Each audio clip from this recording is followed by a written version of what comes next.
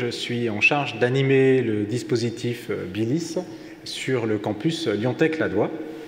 Alors BILIS, vous pouvez voir, l'acronyme « Booster l'esprit d'entreprendre sur Lyon et Saint-Étienne ». C'est un projet qui est porté par l'Université de Lyon et la Fondation pour l'Université de Lyon.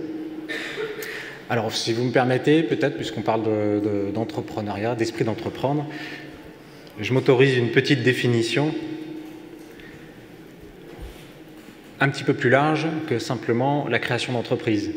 Entreprendre, c'est d'abord s'autoriser à voir un peu le monde différemment, à y voir des solutions, à détecter des besoins, et ensuite chercher à y répondre en fonction des envies que vous pouvez avoir et qui peuvent s'exprimer à travers des produits, des solutions que vous souhaitez développer. Ça va faire appel à des valeurs qui vont vous amener à trouver les ressources en vous-même, autour de vous, pour pouvoir mener ces projets et développer ces envies. Évidemment, il faudra prendre des risques, mais ça, on aura l'occasion d'avoir des témoignages à l'issue de cette présentation d'étudiants entrepreneurs.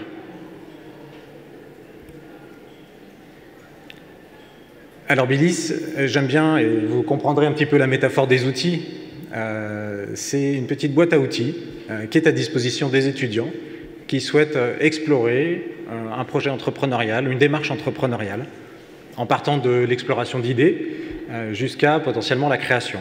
Et donc BILIS peut vous accompagner, il y a plein de portes, il n'y a pas un parcours linéaire pour l'entrepreneuriat, il y a plein de portes d'entrée, et je vais balayer quelques-unes des portes d'entrée en mettant un peu l'accent sur ce qui peut être plus intéressant au jour d'aujourd'hui. Alors très rapidement, quand on parle d'entrepreneuriat, effectivement, tout démarre un peu avec l'idée, avec l'exploration de l'idée.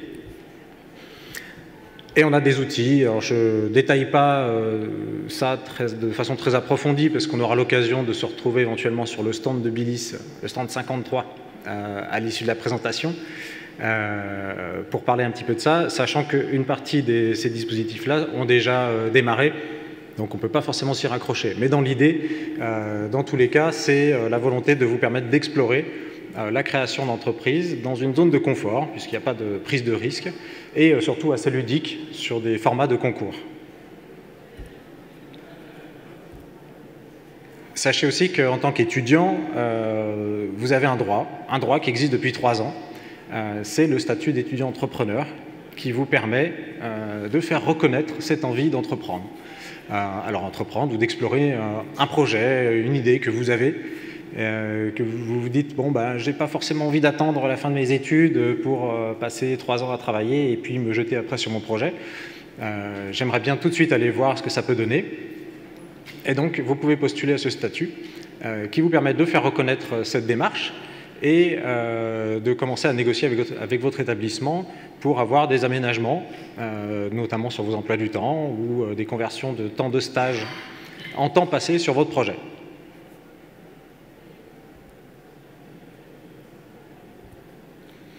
Alors je passe un petit peu vite là-dessus et puis je vais passer la parole à Melchior Salgado. BILIS vous permet aussi de monter en compétences. Quand on a une idée qui est un petit peu plus aboutie et qu'on a envie de l'explorer de façon plus approfondie et de voir si effectivement on peut arriver à un modèle économique stable et à la création d'entreprises. Et il existe, alors spécifiquement aussi pour les étudiants de Lyon 1, 2 dispositifs d'accompagnement. Le diplôme étudiant entrepreneur, qui est un diplôme de l'Université de Lyon, et la filière étudiant entreprendre, qui est un parcours de Master 2 dédié aux étudiants de l'INSA et de Lyon 1. Et je laisse la parole à Melchior pour vous détailler ces 2 dispositifs. Ok, merci Lilian pour cette présentation.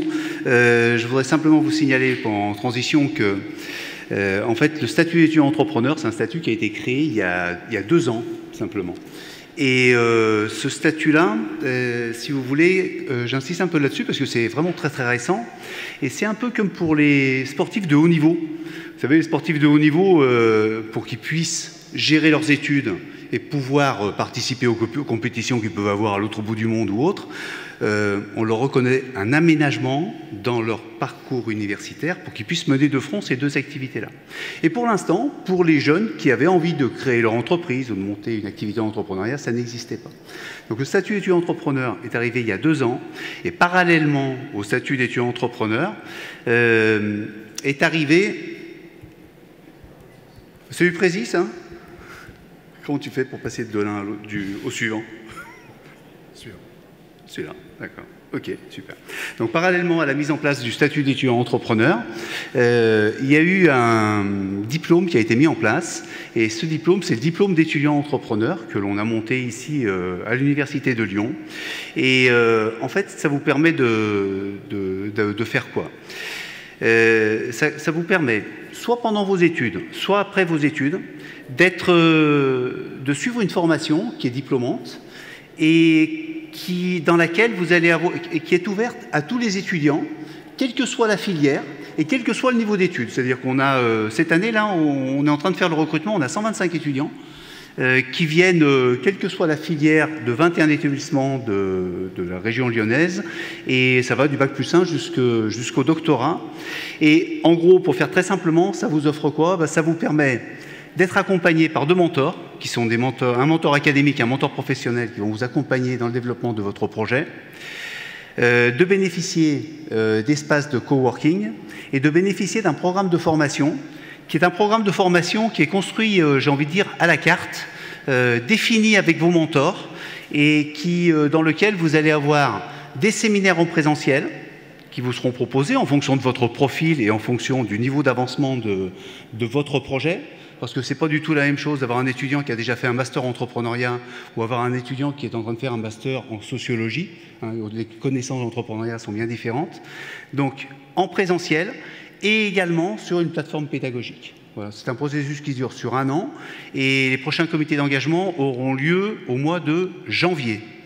Donc, ce qu'il faut retenir de ce diplôme-là, c'est que ça concerne toutes les filières, et ça concerne tous les niveaux d'études, et vous pourrez le faire après vos études également, puisque c'est aussi fait pour les jeunes diplômés, ça vous permet de continuer à bénéficier du statut d'étudiant pendant que vous montez votre boîte, par exemple, une fois que vous avez fini vos études.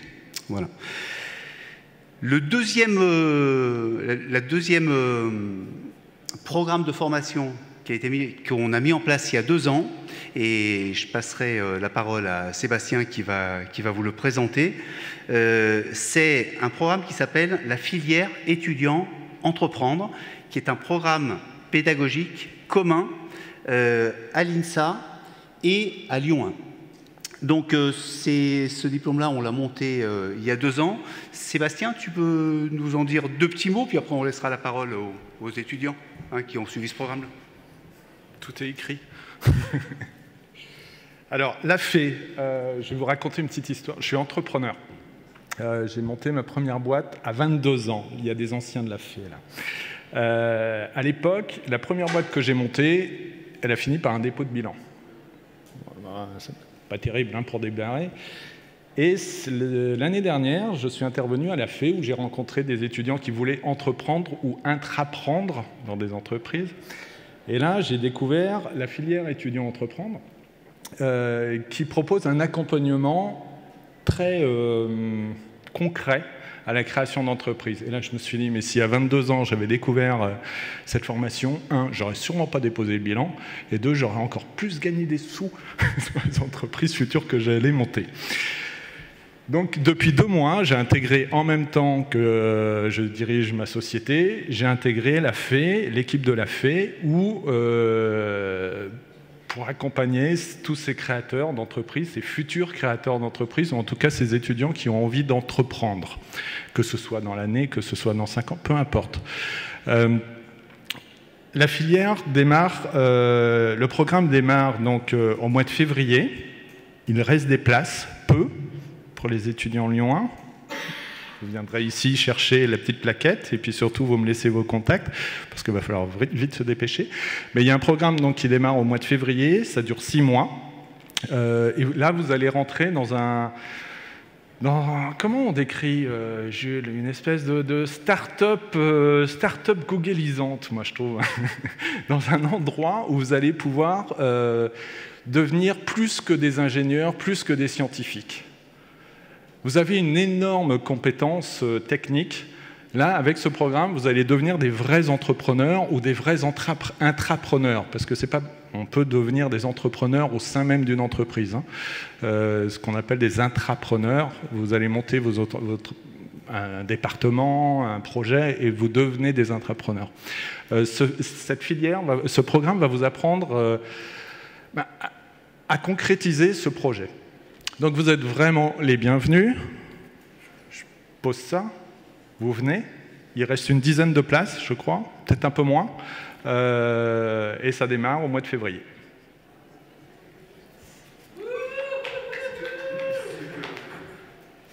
Je me permets simplement de revenir là-dessus, puisque les deux programmes qui ont été présentés, ce qui est intéressant de voir, c'est que quand on a mis en place ces différents programmes il y a 2 ans, c'est pas des choses qui sont j'ai envie de dire, en concurrence dans les programmes.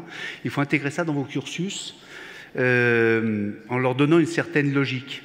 C'est-à-dire que vous pouvez bénéficier de ces différents systèmes, par exemple, si vous êtes... Est-ce qu'il y a des étudiants qui sont en Master 2 dans la salle?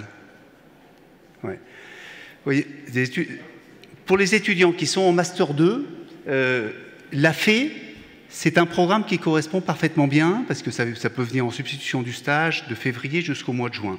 Mais on peut tout à fait imaginer qu'un étudiant qui a un projet de création d'entreprise demande son statut, le statut d'étudiant entrepreneur qui va lui fournir un accompagnement léger sur une L2, L3 ou master, par exemple.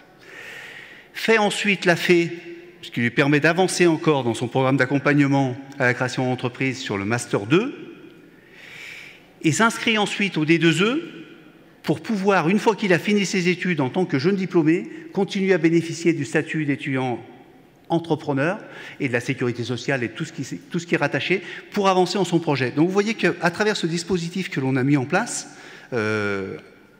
avec Lyon 1, avec l'Université de Lyon et avec l'INSA, ça permet d'accompagner les étudiants sur pratiquement 3 ans, si vous gérez bien les dispositifs, d'où l'importance de bien nous contacter, autant Lilian que Sébastien que moi-même, pour essayer de gérer au mieux les différentes cartouches que vous pouvez tirer, quoi. Hein, il faut que ce soit bien au bon moment. Donc Sébastien s'est présenté en tant qu'entrepreneur et qui nous a rejoint donc, à la FE.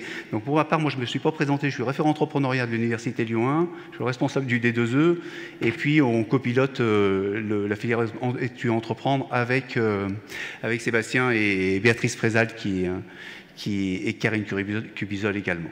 Donc je pense que voilà, pour le panorama général, le mieux c'est peut-être de donner la parole aux étudiants, c'est ça ce que tu avais prévu, Lilian.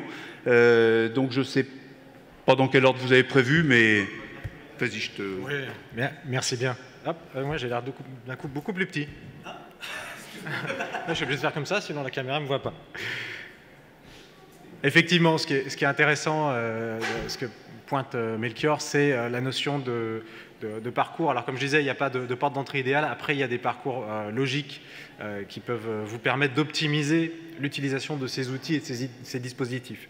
Donc pour le témoignage, je remercie Julien et Jules, donc chacun représentant de leur structure.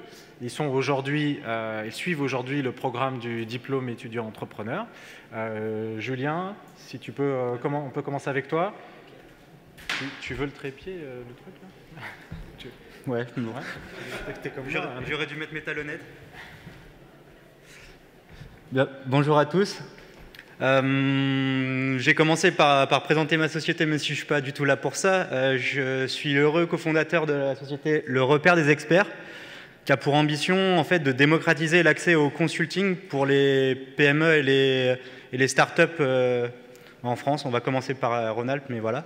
Donc, ça étant dit, moi, j'ai toujours eu en fait, la volonté d'entreprendre.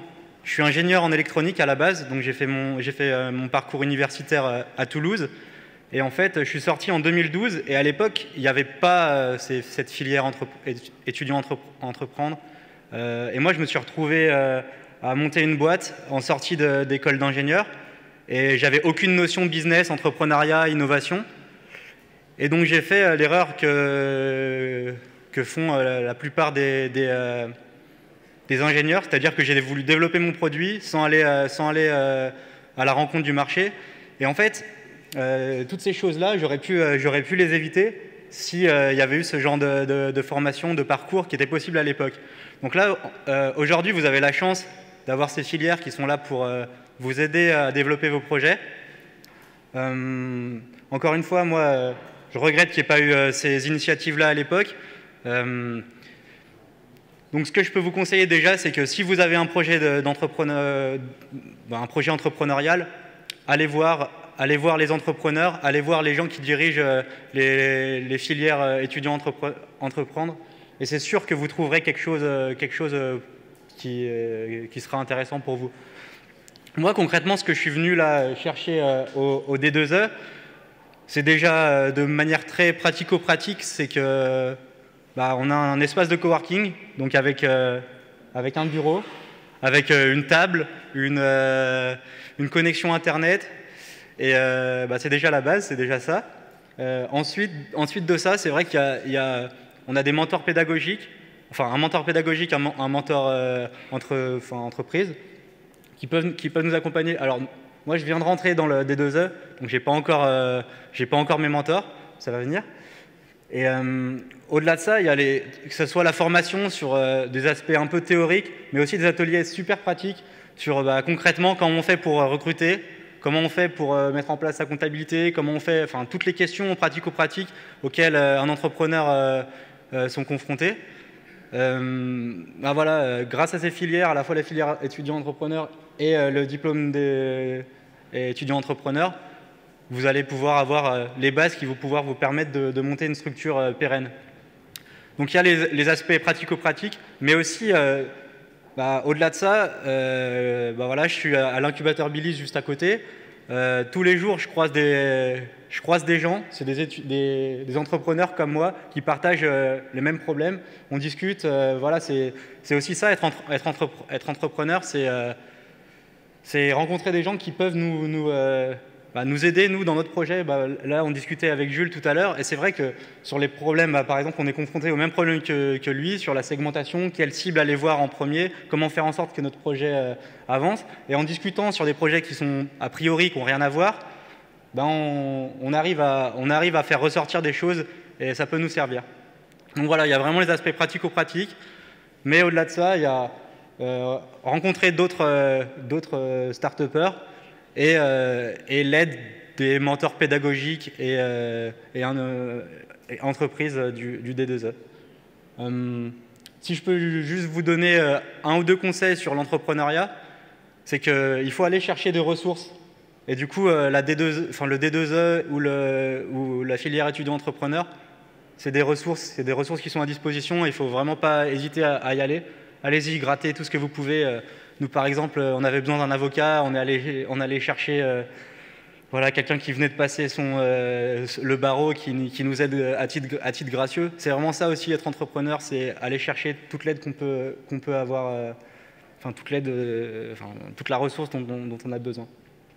Et puis voilà, allez-y, c'est franchement génial d'être entrepreneur. Je ne sais pas si dans la salle, est-ce qu'il y en a beaucoup qui ont envie de monter une boîte ?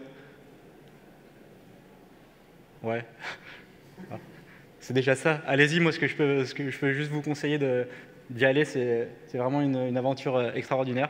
Jules, peut-être que tu veux partager plus sur la filière étudiant-entrepreneur.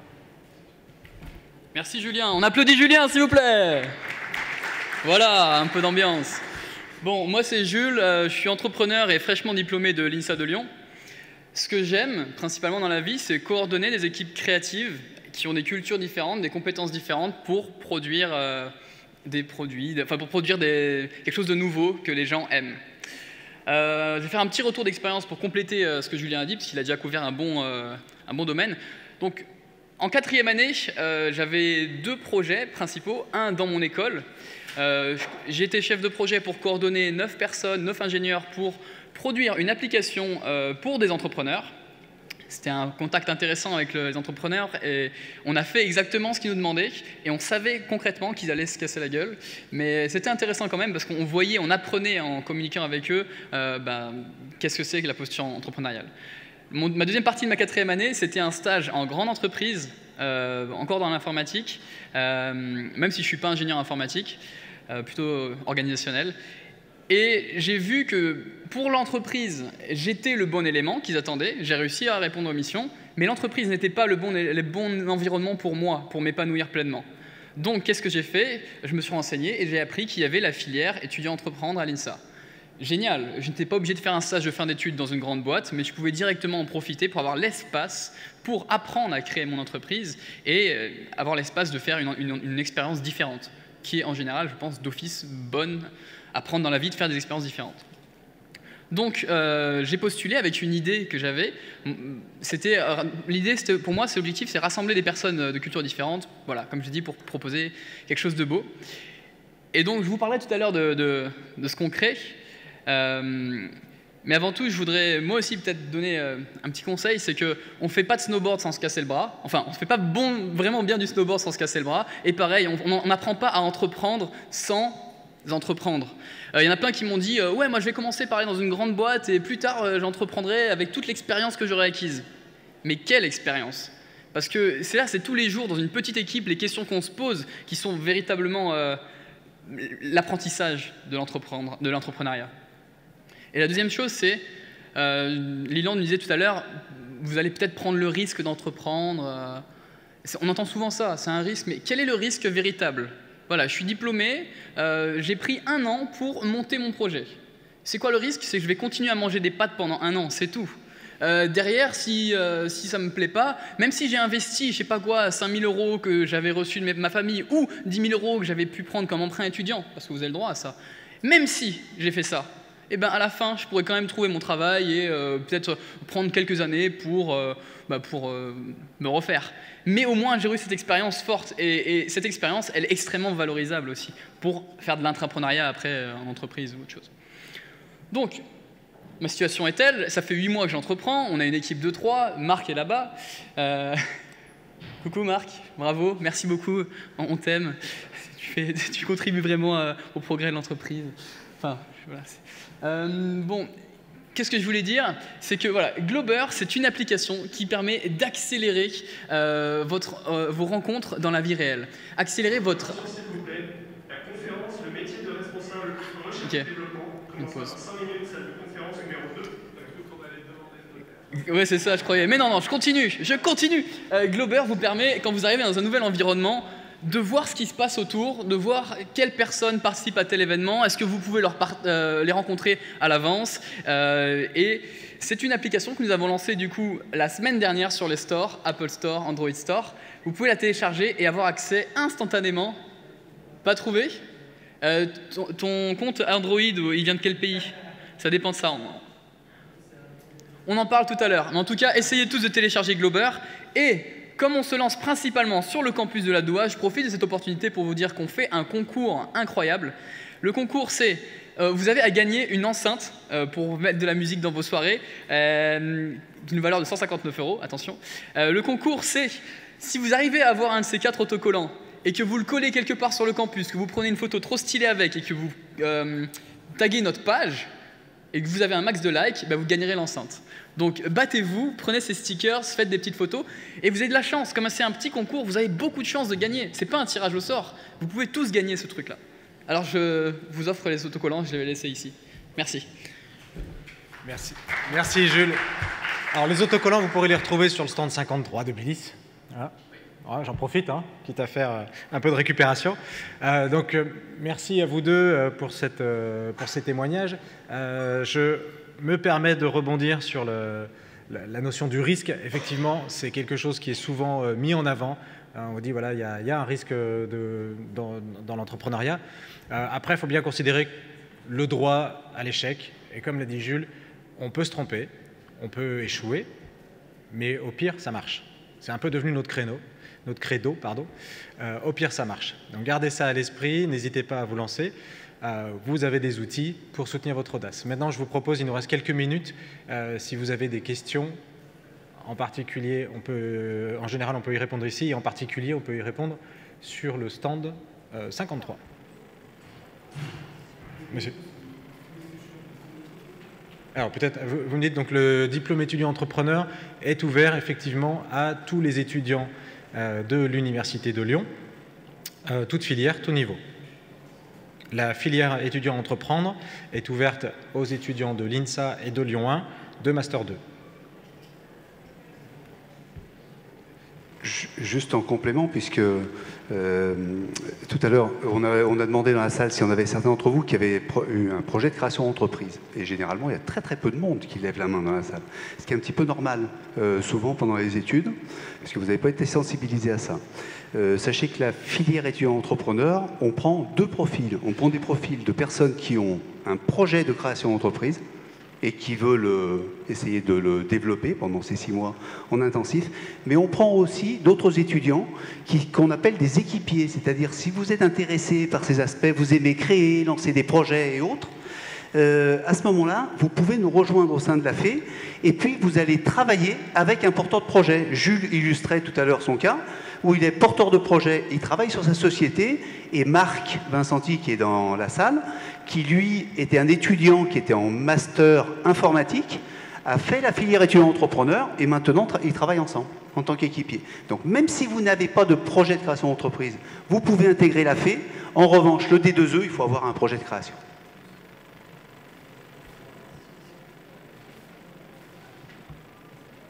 D'autres questions?